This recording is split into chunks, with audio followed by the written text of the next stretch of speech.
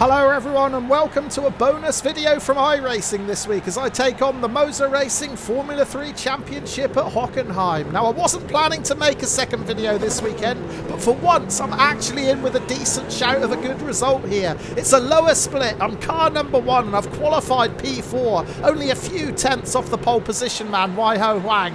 Competition will be fierce, but we've got a great chance starting from the second row. Let's get on track. Green flag, green flag. And it's go. 18 laps of Hockenheim are underway. We've made a decent start, but we are on the inside. Not my preferred line into T1 at Hockenheim. We've got Steve Jackson on the outside of us. Oh, this almost contact, but we managed to hold firm and keep that fourth position. We're not out of the woods yet, though. This next turn does invite a dive bomb, and just as I say that, Jackson throws it in. He's got no way of getting it stopped. We have to take avoiding action, and that involves running off track. And we've lost several positions there. I think 3, maybe 4 cars got through. What a disastrous start. It was looking so good after turn 1. We'd held on to that 4th position, but now we could be as far down as 8th, and it could get worse because Mendes Charlie is making a move up the inside into the hairpin. We've got to be so careful here. We need to avoid any contact. And 2 of the front runners getting in a tangle ahead. That's why Huang and Jamie Cossey, 1st and 3rd on the grid, have crashed. And things are getting just as tight between the 2 drivers in front, and they've collided too. That was Takasug and Mendes Charlie going out. So in the space of 2 corners, we've picked up 4 positions. That has limited the damage from that dive bomb in turn 2. It looks like we're now back into 5th. Right, let's check out a replay of Jackson's pass into turn 2. He slings it up the inside. He's never going to get it stopped. I've got no choice but to run off track there to avoid contact. But it cost me a bunch of positions. On board with Jackson now. Maybe I did brake just a little bit early, but yeah, there's no way Jackson's getting that one stopped. And then on the approach to the hairpin, watch the driver in 3rd, Mota Thong. He is going to make a move up the inside and go from 3rd to 1st, and that's what causes the other 2 cars to get tangled up. But it certainly looked like there was a little bit of contact between Thong and Jamie Cossey in the middle. Let's ride on board with Thong.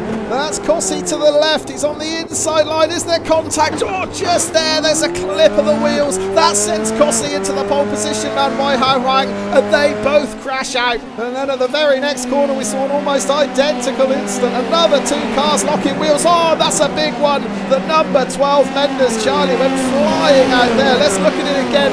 The other driver involved was Takasug, the number 8. Now Sug tries to rejoin. I didn't realise it at the time how close he came to taking me out. Look at that as he runs in hot into Mercedes. I got away with that one.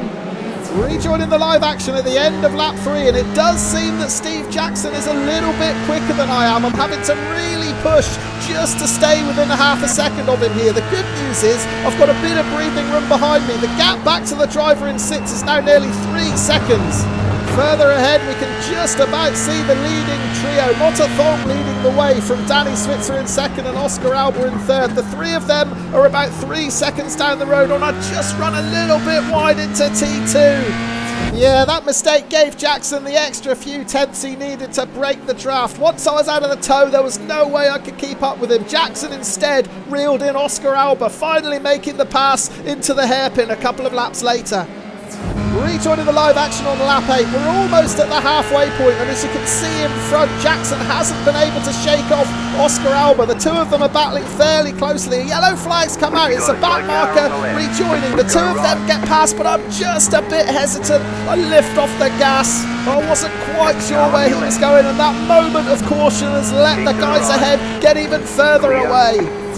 Yeah, it was Johnny Antilla, the back marker, who rejoined there, and he was a little bit unfortunate to even be in the grass. Coming into Mercedes, watch him get tagged from behind. That's what spins him around. Halfway through lap 10, and Steve Jackson has finally shaken off Oscar Alba. He's began to clear off, and Alba now is 1.8 seconds ahead of me. Now I'm gradually reeling him in, so hopefully if I can just get a little bit closer, I may be able to put him under some pressure.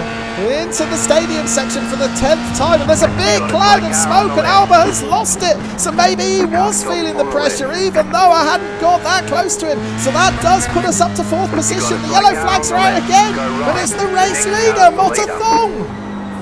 So yeah, after a few laps of driving around in a relatively lonely 5th position, I find myself gaining 2 places in the space of 2 corners. Oscar Alba was the first to lose it. He just clipped that green AstroTurf on the outside and he had no chance of saving it after that. And it was also the green AstroTurf that got the race leader, Thong. He's just going to clip it on the outside there and that causes him to lose the rear. We're up to 3rd.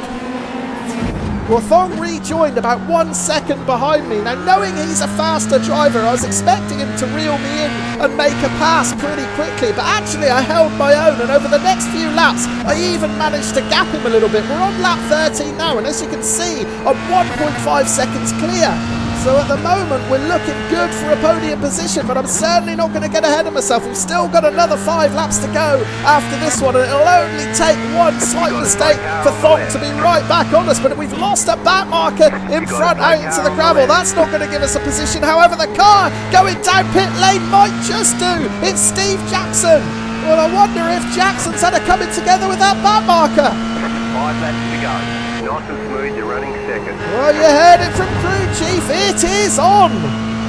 Well, let's see what happened to Steve Jackson. He's in hot pursuit of the race leader, Danny Switzer, coming into the stadium section. Now, there's a back marker further ahead. I'm guessing Switzer is going to get by him, but Thong isn't going to be so lucky. Oh, look at that. He runs right into the back of him.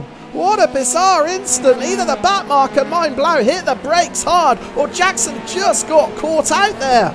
Well, Jackson's onboard shows that Blau was down on speed because he'd let the leader through, but the strange thing is, Jackson doesn't try to adjust his line or lift his accelerator at all. Listen. So yeah, really odd one, that one. It wasn't like he didn't have enough notice that the back marker was there, but yeah, Jackson in the pits. Bad news for him, good news for me, because it puts me up to 2nd position. We're back with the live action halfway through lap 14. And the back marker in front of me, Takasaga's got Mercedes all wrong. He rejoins, but at the worst possible time. I have to lift slightly and then I have to move to the inside. So I'm going to be offline coming into this right-hander, which is going to cost me valuable time. And Thong is closing in fast. I had hoped that Thong may get caught behind the back marker himself, but unfortunately there was a gap at the perfect time to tuck it up the inside. And now my advantage over Thong has been wiped out. And yeah, I'm not going to lie, I found the final stages of this race really tough. I think I cooked my tyres by pushing so hard to make a break for it. In these final few laps, I was lacking grip, and that gave Thong the perfect opportunity to make the pass. I had no answer to him here. Now, we've still got 3 to go after this one, so my plan is just to try and stay as close as possible as I can to him in the hope that he might make a mistake. We're jumping forward to the end of the lap, and it's me who makes a mistake. I'm just pushing too hard to try and keep up with Thong here. I take a bit too much of the curb on the left, and it almost causes me to crash. Luckily, I managed to save it, but that was a bit of a wake-up call. I realised that I had a podium within my grasp, and the last thing I wanted to do was throw it away by chasing a driver in 2nd who was faster than I was. Also, the driver in 4th, Samuel Feshier, he's just 2 seconds behind, so if I do make a mistake, it would be game over for the podium. Luckily, though, it was Feshier that made the mistake. This is the penultimate lap. He was chasing me down, but he just took too much of the curb on the inside of turn 2.